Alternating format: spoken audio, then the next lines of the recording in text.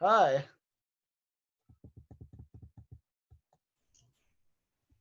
Hello. Hi, can you hear me okay? Yeah. Hold on just a second. Let me close out all of these other windows so that the feed is really strong. I got you. How are you Folks, I am doing here. today? I'm sorry. How are you doing today? I'm doing good. Yourself? Good. You look very happy. I I like am a very happy happy. face. Folks, I am here with Rebekah Samuel. She has a YouTube channel herself. Actually, over 100 subscribers more than me, so she knows what she's doing. Oh, Uh, I will be putting her channel in the description, and she is also an admin of the Facebook group Christians with Aspergers. I'll put that link in the description as well. Thank you for being here. yeah, absolutely. Thank you so much. I appreciate the opportunity. Definitely. So we're just gonna jump right into this. The first question I have is, when were you diagnosed with Asperger's? Okay, so it was early this year, January of this year. And it's kind of crazy because it's just been a whirlwind ever since. I am self-diagnosed Asperger's. I had a lot of confirmations from different people who know what the signs of Asperger's are, and they were able to help me confirm it. One of them was a teacher who works with ASD adults and children, and she was like, yeah, I knew this from the time I first met you. Mm, At that time, I didn't know. yeah. So, yeah. Yeah, I was diagnosed at 3, but like some of my teachers didn't know that. And like once I figured that out, they were like, "Oh, that makes sense."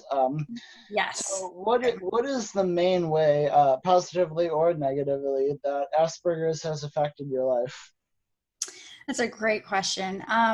I would say for the positives, I have definitely been able to come into a new community of people who understand me and who I can understand.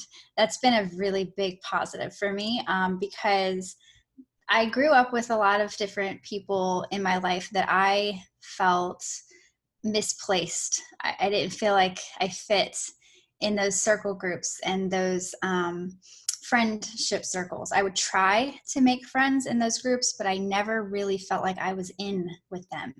Yeah. So one of the biggest things was meeting all of you guys with Christian with Asperger's, and all the other Christian Asperger's community that's out there has been fantastic.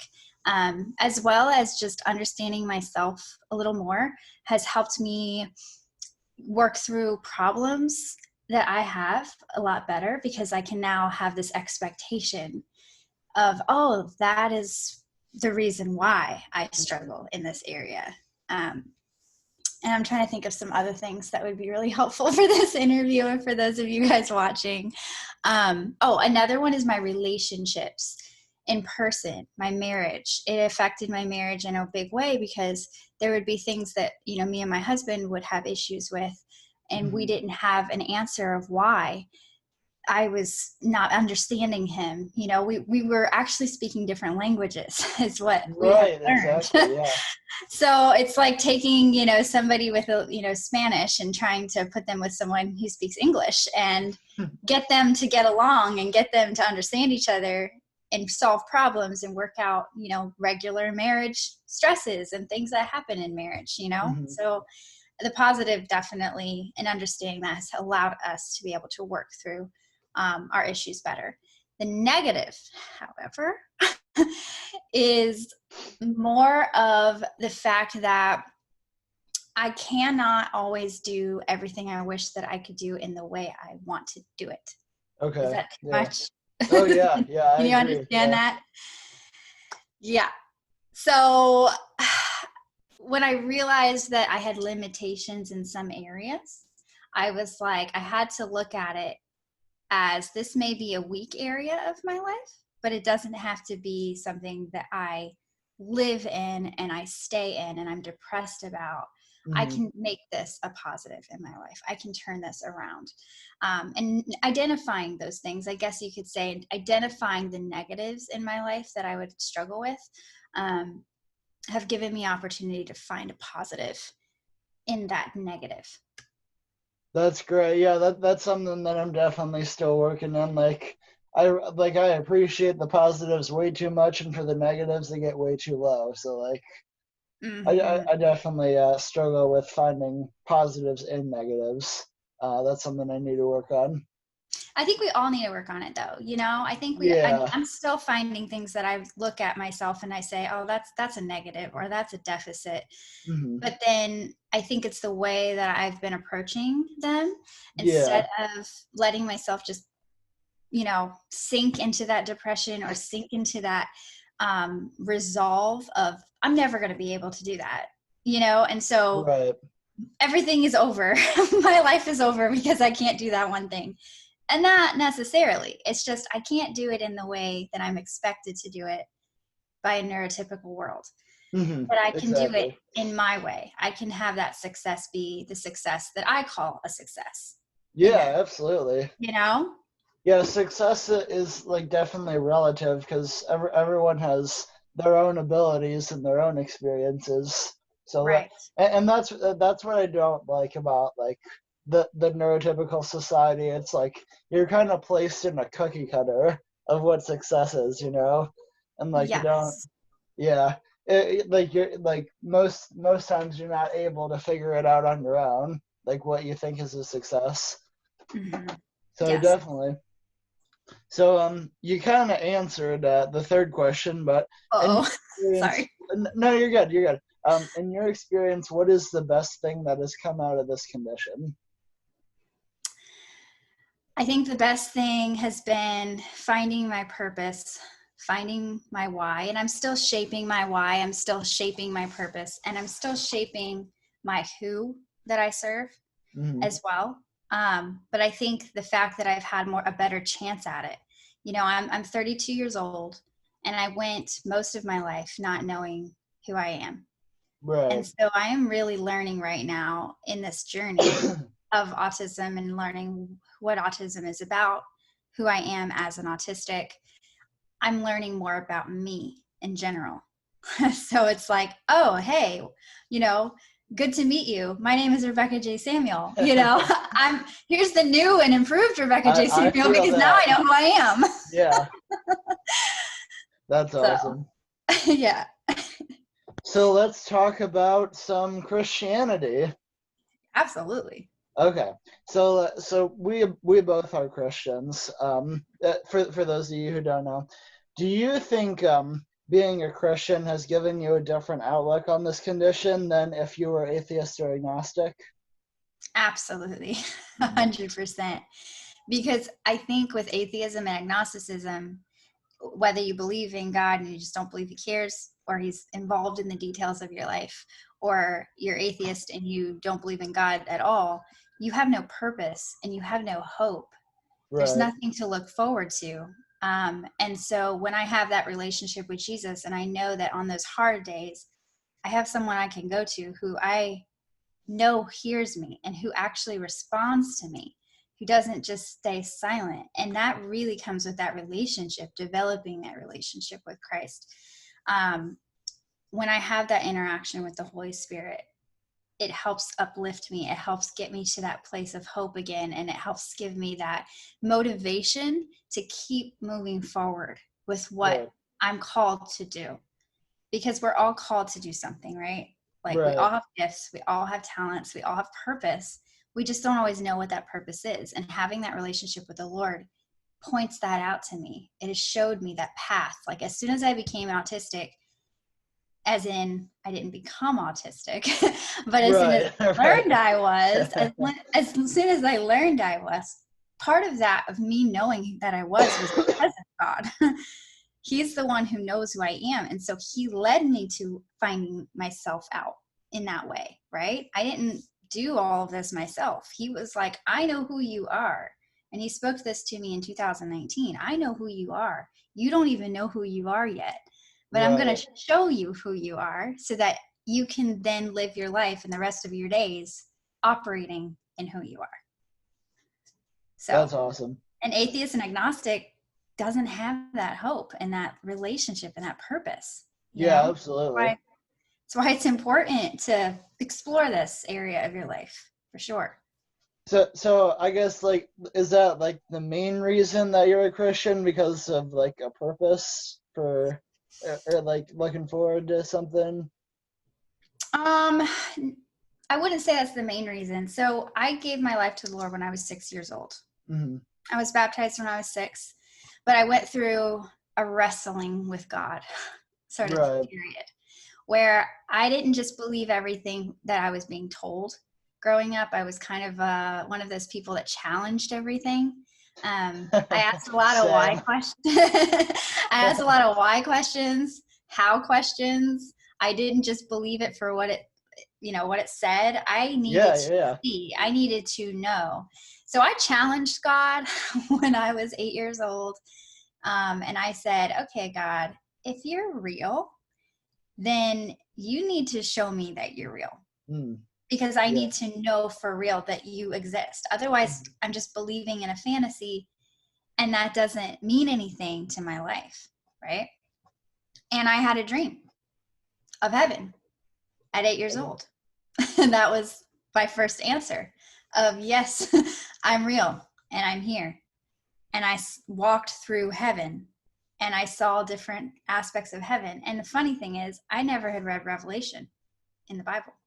Wow, that's cool. Was it exactly like Revelations said Yeah. it was? Yep. That's crazy. Yeah. it That's was real. really cool. It was really cool. Like I wrote a song about it afterwards, an 8-year-old's version of a song. But I wrote a song highlighting all the different pieces that I saw, the fruit trees, the river that ran through them. Like I saw these very clear things that are in Revelation. I told my mom about it and I said, I think I just dreamed of heaven. And I just said it very matter of factly. And Exactly right. Yeah. she was like, uh, okay, well, what did you see? And I started describing it. And she's like, oh, hold on a minute. She grabs her Bible, she opens it up to Revelation, and she starts reading. And I'm like, yeah, I saw that. I saw that. I saw that. I mean, it was so matter of fact for me as an autistic child, not realizing I was autistic at the time, that it Hmm. was just night and day. It was like light was off and now it's on. Yeah, And that's I can't awesome. deny it, right? I can't. So Exactly. Yeah. Yeah. Yeah. it was a faith building thing for me because I asked for something that I needed proof, and I really asked it in faith as a child, in a Right. childlike faith. And then God granted that to me. And it was not for myself though, it was for other people too. That kind of brings up a question I have, like not related to the interview questions. That's okay. Yeah, go for it. So why do you think that like when someone asks for proof that God exists, like why does God give it to some people but not other people? Because some people like they're asking in good faith as well. They're like, hey, if you prove that you're real, I will follow you. So like Yeah. I guess why do you think it varies from person to person? Like whether yeah. So in walking with the Lord for 20 something years, um, I've seen a lot of different instances of this where some people will get straight up signs and you can't Right. deny it, like me. And then Mhm. I've seen other people who ask for them all the time and they never get them. I think it has a lot more to do with the circumstances. I grew up in a home that had a little bit of spiritual confusion. There was a lot of spiritual confusion. There was me wrestling with demonic side and angelic side all the time. And I'm very spiritually sensitive to those things. So Mhm. demonic stuff I could feel, I could sense, I could experience, right? Yeah. And so I needed to understand the surroundings that I was living in. I needed to understand what was going on in my world. And I think it was an act of mercy and grace more than anything that he showed me these things and continued to show me, even through my teenage years, that he's present, that he's there, that there's hope here. Um, but also, I think it has to do with purpose and what your purpose is. We're called to different things. And for Mhm. me, I've been very clearly called to teach, to administrate, to bring communities together. And if I don't have something to back it up, if I don't have a testimony and a story to back that up, Right. I wouldn't be very effective. So Right, I think right. it has to do with purpose and circumstances and what is needed. I would say people who are crying out, asking the Lord, "Are you there?" And he's not seemingly responding. He might be responding, just not in the way that people are looking for. Mm-hmm. Um, I would say that this is where faith comes in. Faith is believing in things that are unseen, right? Having the faith that he is there, even if you can't hear him audibly or in your head, but that he exists. Also, I would say by the testimony of believers. If a bunch of people in the world are saying, yes, God is real, we either choose to believe it or to reject it. So it also comes down to us. Do we want to know the truth? Do we want to believe the truth, or do we want to reject the truth? That is very obvious Mm-hmm. because, I mean, you are a Christian, I'm a Christian, I know the Lord, you know the Lord. If someone doesn't believe our story, our testimony, and our experiences, that is a choice that's being made there. And well, yeah, that's a fantastic answer. Thank you. Yeah, absolutely.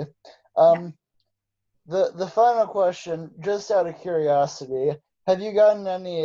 Have you had any miraculous events occur or like abnormal experiences, like aside from that one dream? Many, Um, Many. many, many. One of them, oh, I'm so glad I get to share this with you guys. Oh this yeah, yeah, yeah. this is the one I've really been having a lot more people talking to me, and then this one comes out because it's just perfect for the occasion. Okay. When I was about 10 years old, I think it was like 10 years old. It's between 8 and 10. I always sometimes get the age incorrect. I had a vision of me chained, my hands, this is me as a child, chained, and my feet chained to my bedroom floor and wall. And there were black demons circling me, taunting me, saying horrible things. I mean, the most awful things that come straight from hell. Oh my gosh, yeah. And I was overwhelmed. I felt all the sensations of what that would feel like. I was fearful. I was so afraid. Yeah. And I could not speak. My voice had been taken from me and I could not speak. And so I mouthed, which kind of barely came into a whisper, "Jesus, help me." That's all I said. And it was like a mouthing of it, barely a whisper. And this huge angel that was like 12 foot tall, I mean, huge and tall angel, completely covered in gold armor, came flying through my window, my bedroom window. Oh my gosh. The ceiling raised up to accommodate the height of the angel. Okay, so Wow. things are moving around in this vision, right? And he comes in, he has a huge wingspan that is all feathers, like all the feathers. And it looked like a cherubim angel, if Hmm. you've ever seen him. If you Google an angel and Michael the Archangel, Google, Yeah. because I'm pretty sure that's who it was, the one who comes to war for Wow. you. Yeah. He came in, he didn't have, I couldn't see his face, but I could see it very white. He was all very bright and white. And I just looked terrified. I mean, like, I remember seeing myself in two different persons, where I was observing myself, watching myself, and seeing the perspective of me looking up at him. Does that make sense? Seeing two It different, does, but that's bizarre. taking two Wow, yeah. perspectives at the same time. Yes, That's so bizarre. crazy. So What? bizarre. But then he took this like huge sword out of his sheath. It had Hmm. studded jewels all in the handle. Just absolutely rich. I mean, he looked rich and glorious. And I could see my reflection and the demon's reflection in his armor. And they were like terrified. As soon as he pulled out his sword, he slashed my chains off of my hands and my feet, and he chased the black demon things out the window, out of the hallway window. Oh my goodness. That Yeah.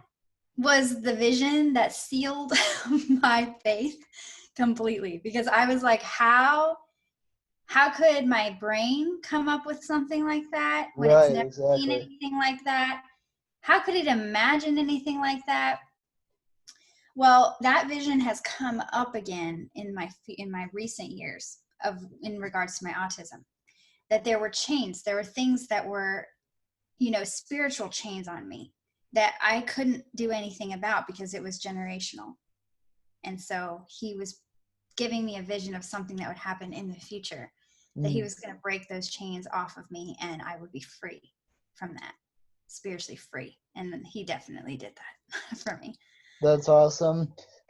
How were you able to comprehend that as at 10 years old? Like, because I know you said you were terrified. Like, did that stick with you in a negative way for some time? Because There was peace. or do you think it was like spiritual understanding given to you that Yes, like okay yes, I knew what was happening in that moment. I knew I okay was seeing a spiritual battle happening in the spirit world. And that was one of the sensitivities that I grew up with, that I've had for all my life, is being able to see the spirit world, things that people can't see with their own eyes. And I've had dreams and visions over the years, a bunch of them. And they all signify something spiritual in my life or in someone else's life. People have been saved through some of my visions, oh in regards to like actual life situations, saved. Um, but yeah, as a child, I knew what I was already asking God. I knew I was already praying to him and asking him to show himself in ways and to save me and to help me, because I was so distressed. I didn't understand what was going on in my world, um, when it came to feeling the spiritual sensitivities that I was feeling all the time. mm-hmm.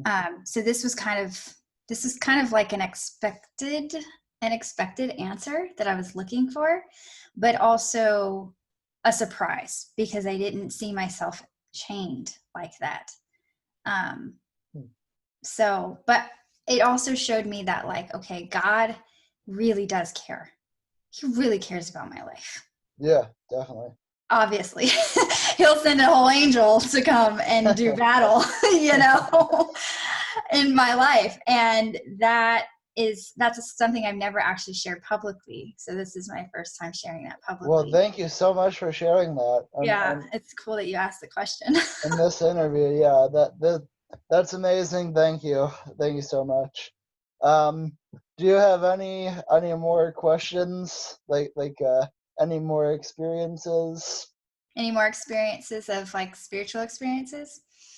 I guess so. Yes, If a if lot. not, it's totally fine. If you don't want to Do you share. have a specific category? Because I've had them in many different situations, categories. I've been saved from a car accident that I was almost in.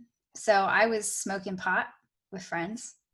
This is when my years of when I moved, after all that God did for me, yes, me, I decided that I was going to go do my own thing anyway. Oh Because yeah, sometimes we lose sight of what God has said and done, and we yeah. forget sometimes too. And I had to be reminded. But I decided that I was just going to do my own thing. And I'm like, I'm going to live out in the world and I'm going to do the things, I'm going to try all the things that the world does out there. Mm, And I don't care. And I told God, I really don't care. And it was one of my hard depression times, mm. right? And I decided to get into the car of my friend's vehicle. It was a terrible idea. It was in the middle of winter. It hadn't snowed yet, though, in that area, because I grew up in Kentucky. Sometimes it doesn't snow, sometimes Oh it yeah, yeah. does. Yeah, I know that. Yeah, yeah.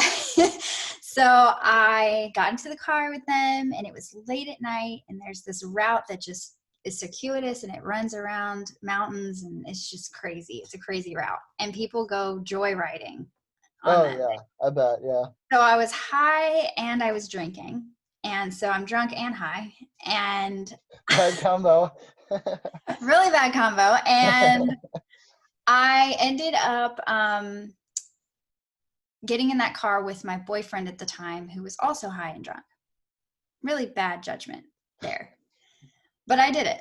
And we ended up hitting this curve. So there's this curve that went around it was like a hairpin turn that went around the mountain. Mm-hmm. And my boyfriend completely, like, I think he blacked out or something as the driver. And his foot started accelerating on the gas. So Oh we my were in a God. 35 mile per hour space. And he started going like all the way up to like 85 or something like that, getting ready to hit this hairpin turn. That car hit the guardrail around the corner. My instincts came in and I turned that wheel over to the left. The car slammed into the guardrail. There's a 30 or something foot down below drop because we're in a mountain here, Oh, right? jeez. And it's on my side, the drop is.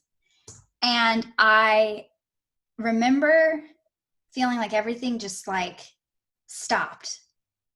And the car ended up, when I came back to, the car was over to the side of the mountain and it was crashed beyond crash, like really crashed. Total, yeah. Totally totaled.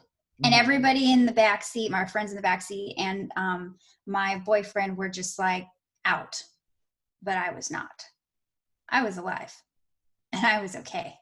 I didn't have one scratch. I didn't have one bruise. I had nothing wrong with me. And I looked over at the, where the drop was, the guardrail had gone off the mountain. That's how hard we hit that guardrail. The guardrail Wow. had completely fallen off the mountain. And my window was about that close to being completely shattered, where I probably would have died if that windshield would have shattered. And it didn't on my side. So I stepped out of the car unharmed completely. And my friends all ended up having to go to the hospital for whiplash and all these other things. Oh, wow. And you know what they said? The next day, after they got all the treatment and everything, and they got in touch with me, how are you not dead? Because the car was completely smashed on my side. And they're like, how are you not in the hospital? And out of my boyfriend's mouth, an angel must have protected you. There's no other explanation. So I'm sorry. Are you saying that like you were like smashed at like the car like imploded? Smashed on my side. So when it was coming around, it hit the guardrail and it smashed the whole car in on the right side. Oh my God. Which is where I was sitting and where my friends were in the back. And it slammed in that car. Like you could see where the big dent was or whatever in the door. And yeah, like the window should have been shattered at that point, and where it hit the guardrail hit right under the window. Right under it. That is crazy. That's so cool. Yep. So that's just one of the many stories I have. So there's two of your stories. That's a very good way to end this. I really appreciate that. Yeah. How is God not real, right? Exactly. If any of you are atheists or agnostics and you think that God's not real, just come talk to me. I know. Yeah. I'll be sure to send some your way. There are a couple of friends of mine. Yeah, we can talk. Rebekah, Samuel, thank you for joining me. As I said, I will put all your links in the description. Yeah, absolutely. It's been a pleasure. Thank you for sharing this. Awesome. Thank you so much for the opportunity. I appreciate it. All right. You have a great day. All right.